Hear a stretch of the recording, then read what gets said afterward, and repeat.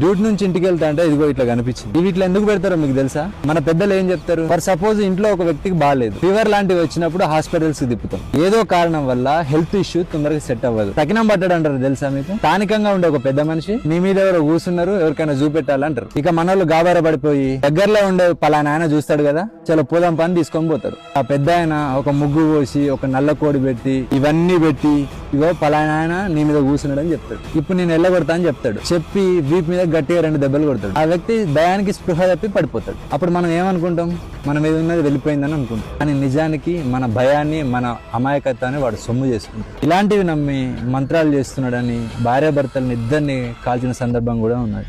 వీటిని ముట్టుకుంటే నిజంగా ఏమన్నా అవుతుందా? ఇది కొబ్బరికాయ, ఇందులో హెల్దీ ఫ్యాట్స్ ఉంటాయి, ఫైబర్ ఉంటుంది, డైజెషన్ కూడా మంచిది, దీనికి హెయిర్ కూడా చాలా మంచిది. ఇది నిమ్మకాయ, ఇందులో విటమిన్ సి ఉంటుంది. అసలే ఎండలు ఎక్కువ కొడుతున్నాయి, కనబడితే నిమ్మరసం చేసుకుని తాగండి. ఇందులో యాంటీ ఆక్సిడెంట్స్ ఉంటాయి, మెటబాలిజం పెంచుతుంది, ఫ్యాట్ తగ్గడానికి కూడా ఉపయోగపడుతుంది. ఇలాంటి పదార్థాలను రోడ్డు మీద పడేయడం మన అజ్ఞానం మాత్రం. భయం, అజ్ఞానం మనల్ని బానిసలుగా మార్చేస్తుంది. దురదృష్టం ఏంటంటే మన నిర్ణయాలు మనం తీసుకుంటలేము, మన భయాలు తీసుకుంటున్నాయి. మూఢనమ్మకం మనిషిని బలహీనుడిగా చేస్తుంది, విజ్ఞానం మనిషిని శక్తివంతునిగా చేస్తుంది. ఆలోచించండి, నిజాన్ని మాత్రమే నమ్మండి, మూఢనమ్మకాలను కాదు. Thank you.